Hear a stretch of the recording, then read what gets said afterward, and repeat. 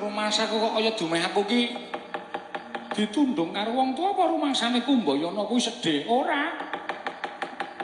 Malah rumangsaku kaya bakal katekan penjangkaku. Wiwit aku ditari karo Kanjeng Bapa Guru Rama Bargawa. Kumbayana kowe kepengin dadi apa? Nalika semana tunggal guru karo aku ya kuwi Dewa Brata, Sucitra Kumbayana katelune duwe ancas gegayuhan dhewe-dhewe. Dewa Brata kepengin madeg Brahmana. Mongko Sucitra kepengin madeg dadi Nalendra. Rumangsaku dadi ratu ki kok kaya ora pas karo kekarepaning Kumbayana. Nganti Kanjeng Rama duka karo aku ditundung lunga. Iki nggonku bakal duwe jalaran. Nggonku bakal ngatokake apa kang dadi niyating Kumbayana ya. Yen ngono aku arep mapan ana ing negara ngatas angin. Aku tak nyusul karo dulurku Sucitra sing mapan ning tanah Jawa. Upama aku iso ketemu, mestine aku duwe kanca, aku duwe rowang, aku duwe sedulur ning tanah Jawa. Nyun pangapunten Kanjeng Rama paripaksa ingkang putrapun Kumbayana badal dawuhipun Kanjeng Rama Bharatwaja.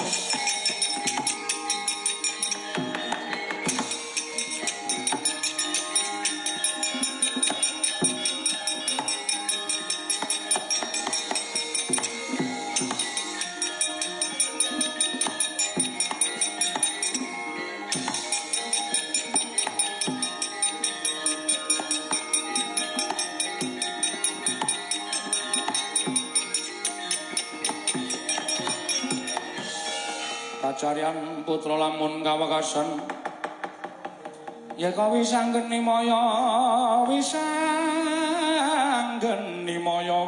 Pradenta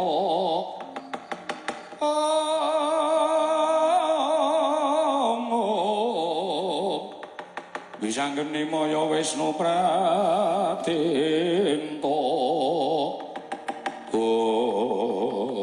jagat Dewa Bathara. Aku kok lali yen to nang tanah Jawa iki kudu nyabrang segara. Lah rak tenan to. Bareng dalan kene tak turut nganti adoh parane kepambeng wujuding segara. Nadyan mung segara anakan. Ning wangune banyune iki lagi bena. Lah dalah jagat Dewa Bathara. Lanjur piye lek arep nyabrang segara iki? Mongko ora ana tukang satang, ora ana tukang prau sing nyabrangke. Aku ning tanah Jawa. Wah. Lah kaya apa bakal cabar gagar wigar penjangkaku nggonku bakal nganglang jagat.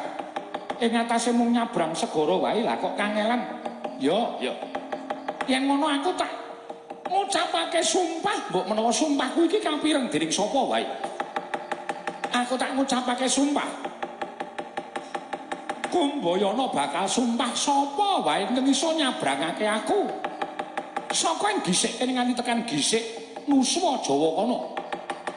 Yen lanang bakal tak anggap sedulur Sinarawati, nanging yen wadon bakal tak dadekke tetimbang aku. Mandi sumpahing Sang Kumbayana.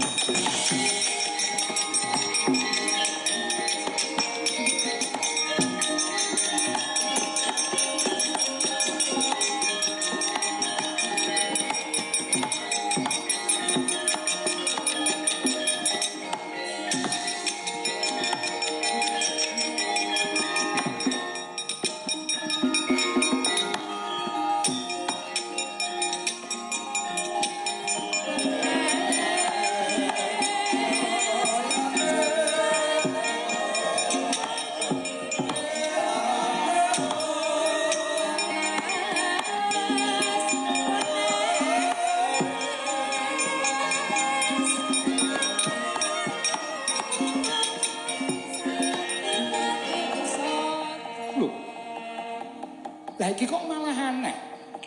Sawise aku ngucapke sumpah, monggo ora ana wong kang teka kepengin nyabrangake kalawan aku, lah kok malah ana kuda sembrani ulese ngembang duren. Deprok ning ngarep aku iki karepe piye karepe?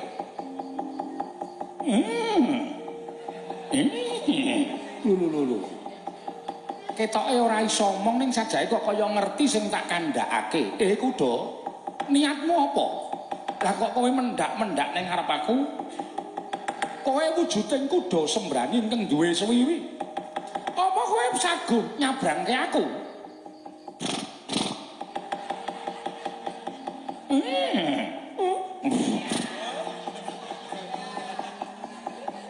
Lho wangune kaya ngerti sing tak kandhakake iki.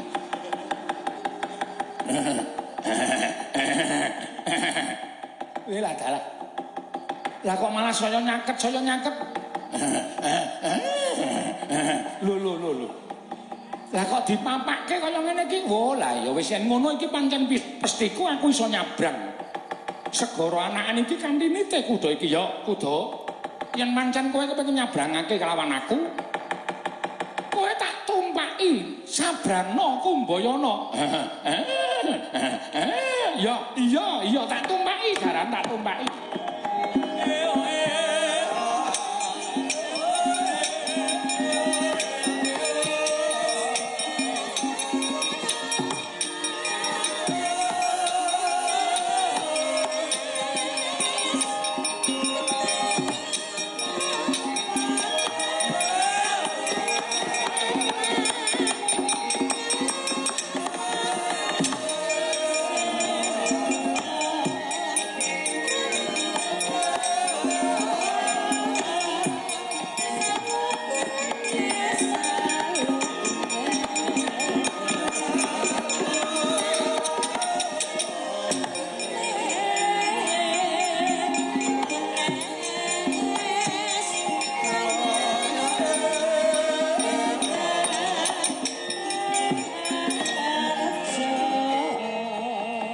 Sigronite gigiring kuda sembrani Sang Kumbayana nalika semanten.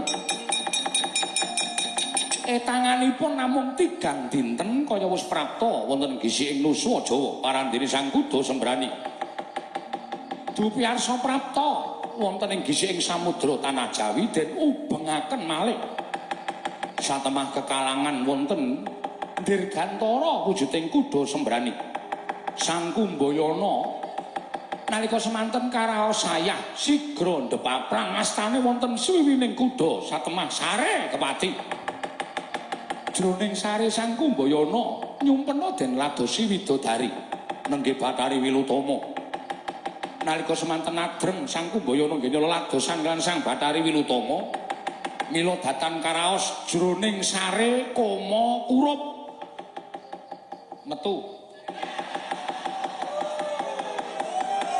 Kama Kurup sigra den serot dening kuda. Nalika semanten parenging Jawata kuda saknalika angger bini tegese wewek waja. Tanganipun namung anut kedheping netra, kedhep setunggal kaya wis setung sak candra, kedhep kaping kalih kaya wis setung rong candra, telung candra. 4 sasi, 5 sasi, 6 sasi, sapta candra. Sigra mandhap saking Dirgantara Sang Kuda sembrani kagiat kadrekasan Sang Kumbayana wae.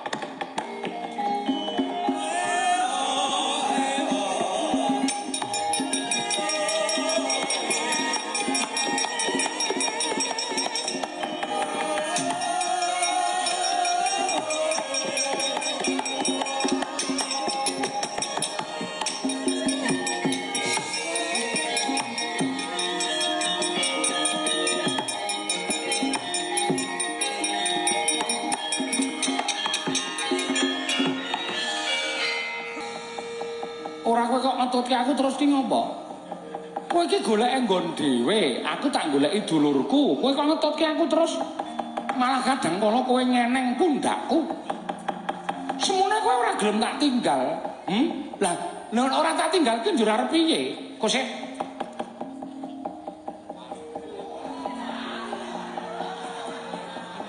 Kowe jaran wedok to.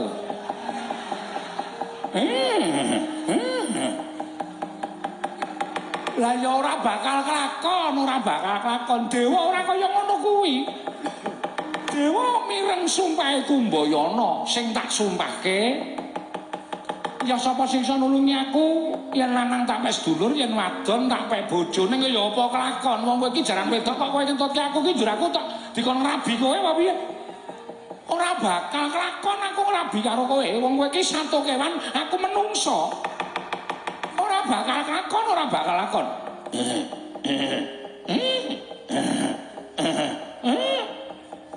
Ngopo? Lho kok malah jeprok? Kowe iki ngopo kok malah jeprok? Uda. Kowe ngopo kok malah jeprok?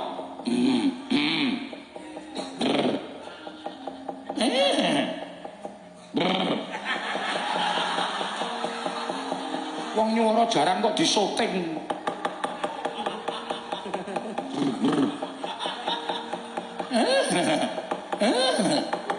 Kowe aja edan lho. Kowe aja gawe mangkel iku mboyono. Yen kowe sing ngetat-ngetutke aku kaya ngono kuwi kowe gawe gempung atiku. Apa rasa matur nuwunku karo kowe malah dadi rasa muntapku marang kowe. Uda. Ayo semingkir. Semingkir. Gelem semingkir apa ora? Kowe gelem semingkir apa ora? Kowe aja netani kamur-kaninku mboyono. Nek ora gelem semingkir kowe tak pateni. Kowe tak pateni, kowe tak amani curiganing Kumbayana nggon gulu, kowe mesti tekaning mati. Nek kowe njaluk tak pek bojo tegese kowe ngisin-isinke karo aku. Ora sudi aku ngrabi wujuding jaran, ora sudi aku ngrabi wujuding kuda. Satu kewan kaya ngono. Kowe semingkir ora? Ora semingkir apa kelakon aku mentolo karo kowe kuda? Jojo mung naplir netap tuko yayasinipe. Netra kocak mundar andir.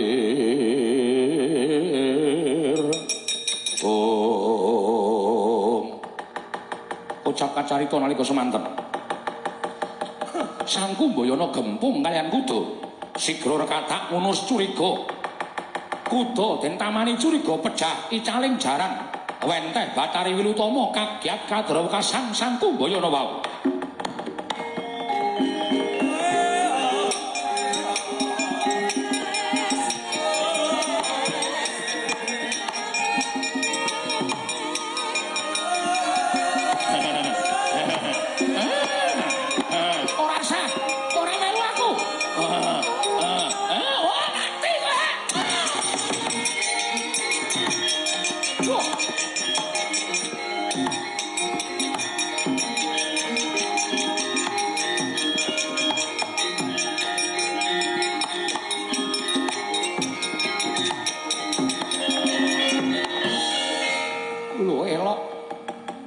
Jaran tak tamani curiga. Tekaning mati lah wujuding jaran. Lah kok iki ana wujuding putri ayune ora jamak-jamak iki sapa? Nuwun sewu Raden. Yen panjenengan dangu kaliyan kula menika pun Batari Wilutama. Lho, Batari inggih. Yen Batari tegese kowe kuwi Jawata utawa widodari. Kasinggihan mekaten nalika semanten kula kadenangan kene lampah bedang. Kalian Bathara Wrahaspati wekasan kula dipun sotaken dening Wang Pikulun Jatimurti wujud kuda. Raden, tumunten sak mangke kula ing nyabrangaken jengandika Raden. Kosek to kosek, Batari kok mblenduk wetenge kowe iki meteng. Bapak, coba nyuwun pangapunten menika ora turas panjenengan. Lho, kosek. Iki wah durus iki. Lah kok dadi kowe muni nek kuwi turas kuwi narane piye? Ah tobat nalika panjenengan nitih kuda kala wau nyumpena kula ladosi. Satemah Makurup dipun serot dening jaran kala wau tumunten. Menika winih paduka ing mapan wonten padhalaning kuda nanging samangke ugi mapan wonten padhalanipun ing rayipun Wilutama. Panjenengan tiyang sepuhipun jejabang ing mapan wonten ing kandhutan kula menika Raden. Wah, trondolo iki. Lah wong ngimpi kok dadi tenanan ki cara ngendi? Mong aku ki ngimpi kok dadi. Wah, lah nek cara ngono kuwi wis ora bener, mboten. Menika putra panjenengan kosek. Nek kuwi anakku tegese kowe bojoku. Lah tobat to panyatanipun iki mekaten menyang panjenengan sampun nanem winih wonten ing kandhutan kula inggih panjenengan ingkang kula ladosi. Lah nek ngono kuwi cetha ora apa-apa. Wis ora apa-apa. Nek ngaten panjenengan ngakoni dening putra panjenengan takoni. Anakku kuwi, wong kowe bojoku kok. Inggih, matur sembah nuwun. Tobat. Ade, piye? Kula kok kraos badhe nglairaken. Lho, iki perkara apa meneh to iki? Rumah saku kok tumpuk tumpuk. Lah kudune ra tak pethuk sikik to. Lah kok dadi urung-urung sareng lairake iki piye? Netanipun sampun kenceng-kenceng kados. Ayo tak goleke lendang. Tak sundang Wilutama ya tak sundang.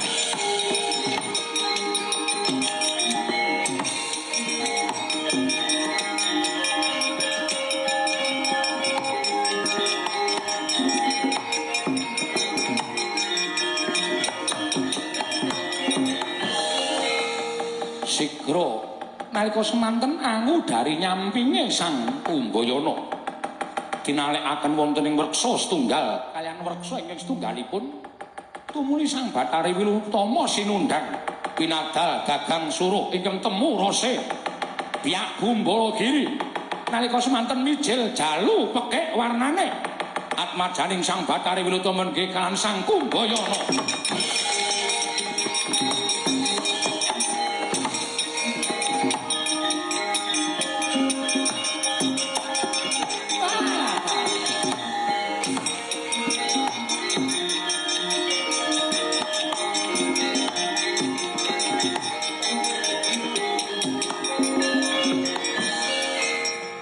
Iki lho mengimpi kok anak-anak ning ora apa-apa lah bojoku ya ayu tenan wis ora apa-apa ning sesuk umur setahun terus piye ya inggih ngeswaken dawuh Raden Patobat menika ingkang putra iya kuwi anakku prawi kepareng kula badhe titip pusaka nami arta jenenge sapa dipun parengaken kula badhe titip pusaka nami lare menika kaparing ana nami Bambang Haswasuta Utama inggih Bambang Swatama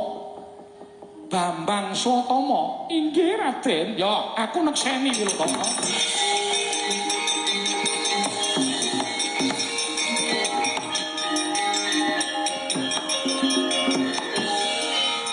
nah ingaten menapa panjenengan mboten kepengin ngudang ingkang putra lho aku ki lho iso gendong bocah namung kantun ngaten kemawon mboten menapa-menapa. Ya wis. Wis tak gendonge. Dasaripun menika putra panjenengan. Iya anak. Walah. Lho edan-edan iki ngompol iki lho. Batu-batu mboten kados menapa wong ya durung dineweni apa-apa kok. Iya. Walah baguse ora jamak. Ya memper nek anakku meh padha aku. Inggih. Mek sami kala menjenengan Raden Kumbayana. Iya pancen yo memper tenan. Terus piye iki Wilutama? Kowe karo aku apike urip menyang endi? Batobat padastunipun kula namung badhe titip pusatama Raden. Jenyatanipun kula menika widodari panjenengan jalma wantang mboten badhe saged tetunggalan manunggal wonten ing jagat. Kula titip anak kula badhe wangsul wonten ing kayuwangan. Wilutama, aja edan wae.